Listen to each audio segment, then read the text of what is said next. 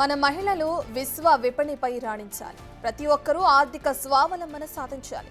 ఏడాదిలో 1,00,000 మంది పారిశ్రామికవేత్తలు తయారవ్వాలి. బహిరంగ ప్రదేశాల్లో వేధింపుల నుంచి విముక్తి కల్పించాలి.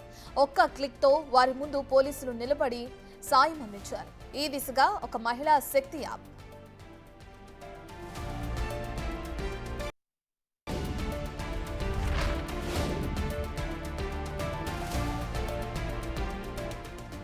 రాష్ట్రంలో అన్ని రంగాల్లోనూ మహిళలు ముందంజలో ఉండాలని, ఆర్థిక శక్తిగా ఎదగాలని జాతీయ, అంతర్జాతీయ వేదికలపైన వీరు సత్తా చాటాలనే లక్ష్యంతో మహిళలకు అండదండలు అందించే కార్యక్రమాలకు కూటమి ప్రభుత్వం ఒక ప్రణాళిక సిద్ధం చేసింది.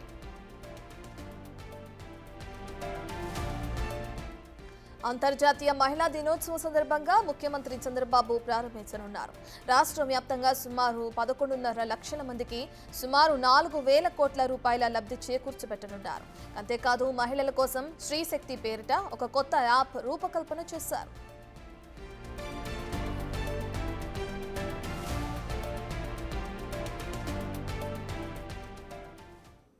పూర్తి డీటెయిల్స్ అందించడానికి మా ప్రతినిధి శివ అందుబాటులో ఉన్నారు. రైట్ శివ, ఇప్పటికే చూసుకుంటే ఏపీలో శ్రీశక్తి పేరిట ఒక కొత్త యాప్ని రిలీజ్ చేయనున్నారు చంద్రబాబు నాయుడు. దీనికి సంబంధించిన డీటెయిల్స్ ఏ విధంగా ఉన్నాయి? యాప్కి సంబంధించిన డీటెయిల్స్ ఏంటి శివ? మొత్తం మీద చూసుకుంటే ఆంధ్రప్రదేశ్లో మహిళలు అతివల కాలంలో ఆర్థిక స్వావలంబన లక్ష్యంగా కూడా ఏపీ ప్రభుత్వం కీలకమైన నిర్ణయం తీసుకోబోతుంది. రాష్ట్ర వ్యాప్తంగా ఈ ఒక్కరోజే దాదాపుగా 11,50,00,000 మంది 11,50,000 మందికి లబ్ధి చేకూరే విధంగా దాదాపుగా 4,000 కోట్ల రూపాయల రుణాలు ప్రయోజనాలకి ఏపీ ప్రభుత్వం శ్రీకారం చుట్టింది.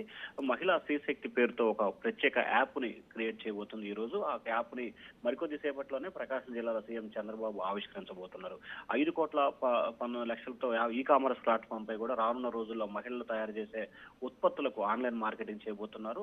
అరకు కాఫీ పేరుతో గ్రామీణ ప్రాంతాల్లో మహిళలకి 100 స్టాల్స్, అలాగే ఉన్న ఊరికి సంబంధించి కేఫ్ అంటే డ్వాక్రా మహిళలు సొంతంగా ప్రతి గ్రామంలో కూడా కేఫ్ పేరుతో హోటల్ పెడతా కానీ లేకపోతే మిగిలిన వ్యాపారాలు చేసుకునేందుకు ప్రత్యేక రుణాలు ఇచ్చేందుకు ప్రభుత్వం శ్రీకారం చుట్టింది. దాదాపుగా 1,50,000 మంది మహిళలకు ఈ రోజు ఉచితంగా కుట్టు మిషన్లు పంపిణీ చేయబోతున్నారు. అలాగే 1,43,000 మందికి రాష్ట్ర వ్యాప్తంగా కూడా మహిళలకి గ్రామీణాభివృద్ధి బ్యాంకుల చేత కూడా రుణాలు మంజూరు చేయబోతున్నారు. అలాగే దాదాపుగా చూసుకుంటే చేతి వృత్తులకు సంబంధించి పీఎం విశ్వకర్మ పేరుతో 1000 మందికి ఒక్కొక్కరికి ₹1,00,000 చొప్పున ఆర్థిక సహాయం. అలాగే మహిళా భద్రతకు సంబంధించి మహిళా రైడర్లు ప్రధాన నగరాల్లో 1000 మంది మహిళలకు రైడర్లు, ఈ బైకులు, ఈ ఆటోలని రాష్ట్ర వ్యాప్తంగా కూడా అందించబోతున్నారు.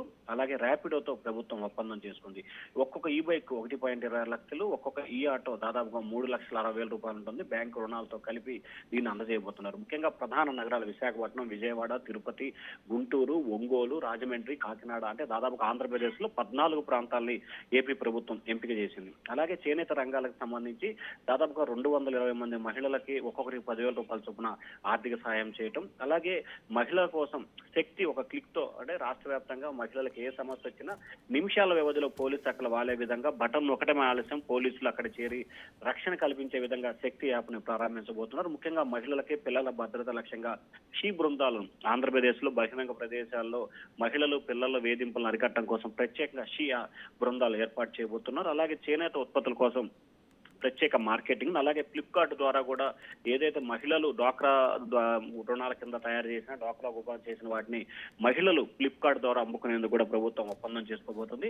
ఏడాదిలో 1,00,000 మంది మహిళని పారిశ్రామికగా చేయటమే ఏపీ ప్రభుత్వం లక్ష్యంగా పెట్టుకుంది. ప్రధానంగా చూసుకుంటే స్వీయ రక్షణ దిశగా బాలికల సిద్ధం చేయడం, అన్ని ప్రభుత్వ ప్రైవేటు పాఠశాల కళాశాలలో ప్రత్యేక కోర్సులు, భద్రత, ఆత్మవిశ్వాసం పెంపొందేందుకు, ప్రమాదక పరిస్థితి ఎదుర్కొనేందుకు నైపుణ్యాలను అందించే దిశగా ఏపీ ప్రభుత్వం కీలకమైన నిర్ణయాలు తీసుకోబోతా ఉంది. Ratnam. Right, thank you Shiva.